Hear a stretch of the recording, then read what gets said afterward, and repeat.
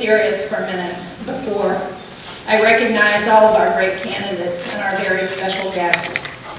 I want to share some thoughts about the tragic shooting in Orlando. 49 innocent souls were taken from us last weekend. They were mostly young people whose dreams and promises died with them. They died because a deranged man was able to easily purchase an assault weapon with quick reload 30-bullet magazines. A weapon of war that should have no place in a civilized society.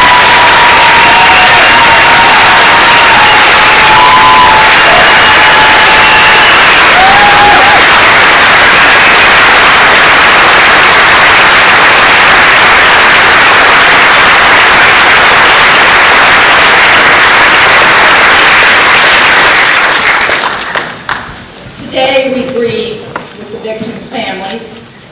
We grieve with our LGBT friends. We grieve with the Latino community. But grief is not enough and tears are not enough. Congress needs to act and act now.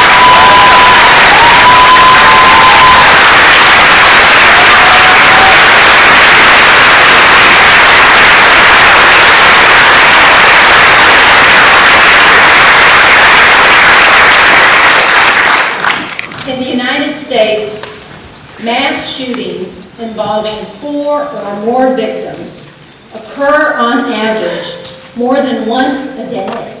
More than once a day. We can't accept this as the new normal. It is a stain on our democracy that we have failed to enact laws to protect our citizens from this out-of-control gun violence. That's why in the Senate on Wednesday, I was proud to join in Connecticut Senators Chris Murphy's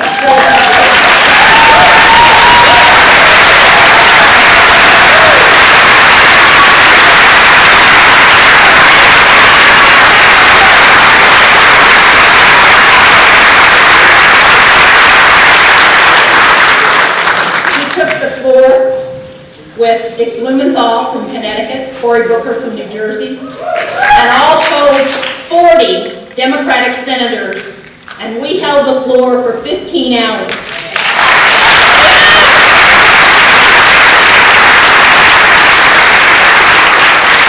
We forced the Republican leadership to allow votes next week on 2 modest reforms, and they are pretty modest. One, to keep guns out of the hands of terrorists, and the second one to require universal background checks.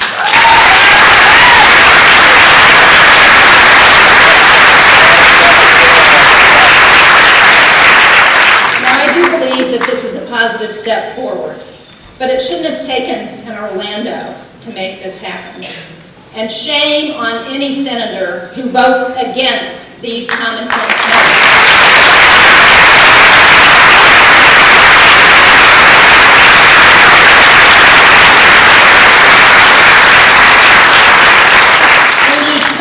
America. We need elected leaders who want to solve the serious problems that our country faces, and on issue after issue, these leaders are Democrats.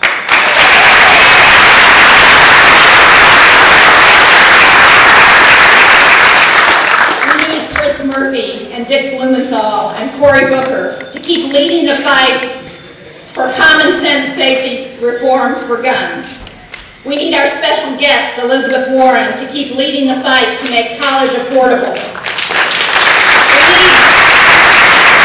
We need Bernie Sanders to keep leading the fight to raise the minimum wage and reduce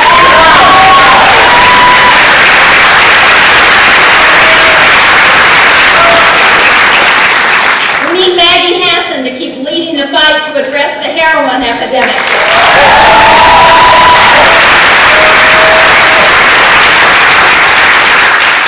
President Obama to continue speaking passionately against bigotry and hate, and to remind us that we can defeat terrorism without surrendering our values.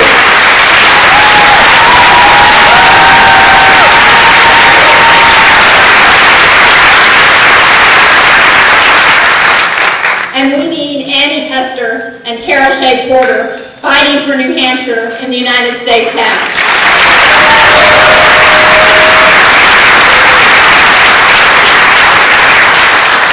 We need all of us working together. Elizabeth Warren, Bernie Sanders, Maggie Hassan, President Obama, Annie and Carol, you and me, to defeat Donald Trump and elect Hillary Clinton the next president.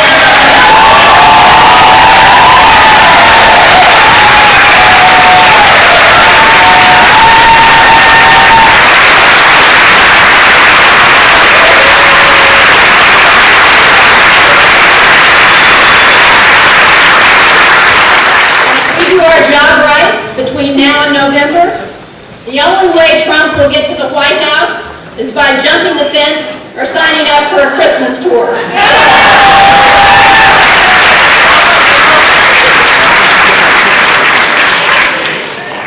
But seriously, Donald Trump is a national embarrassment.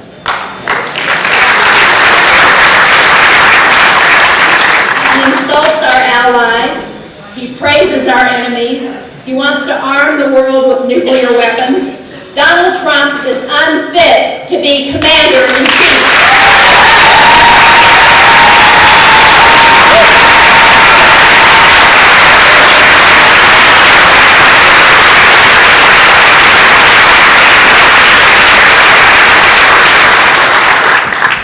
And what about Trump's slogan, "Make America Great Again"?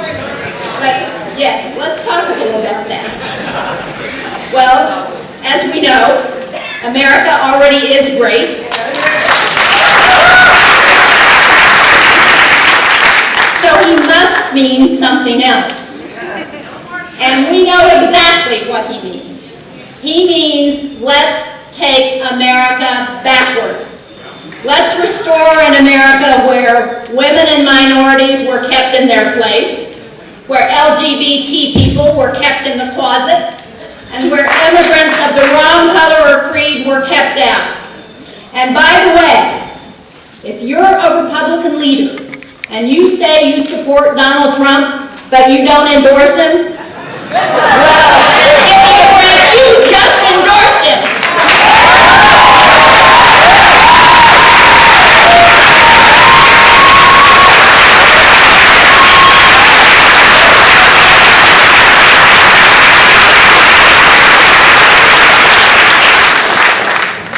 And we've got a simple reply to Donald Trump and the party of Trump. We are not going backward.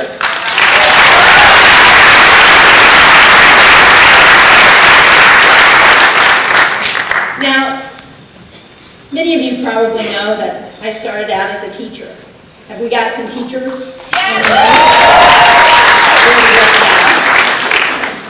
Well, it strikes me that everything we need to know about this election, our teachers taught us in school. It's kind of like the book, Everything I Need to Know I Learned in Kindergarten. In the earliest grades, we were taught to treat others with kindness and respect. We learned that everyone should be included, nobody should be left out, especially those with disabilities and other challenges. And very important, we learned not to tolerate bullies.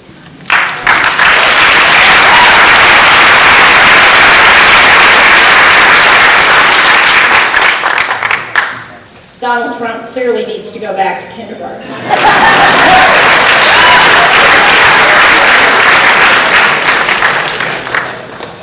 The stakes in November's election could not be greater.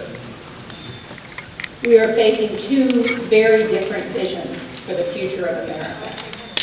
Democrats understand that we need to invest in America, in our people, in education and job training and early childhood education, in our infrastructure, in our roads and bridges, in our schools and our municipal buildings. We know that we can protect our environment and support our small businesses, that we need an energy plan that reduces our carbon footprint, and that now is the time to address climate change.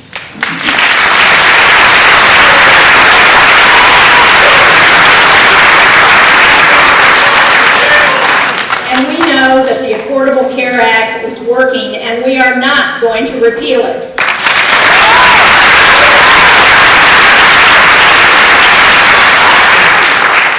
And finally, we know that America leads in the world because we are a beacon for freedom and democracy, for inclusiveness and religious tolerance. We are not turning over this country to a racist bully who thinks that our national security depends on building a wall on our southern border and deporting all immigrants and barring Muslims from entering this country. We are not going to do that.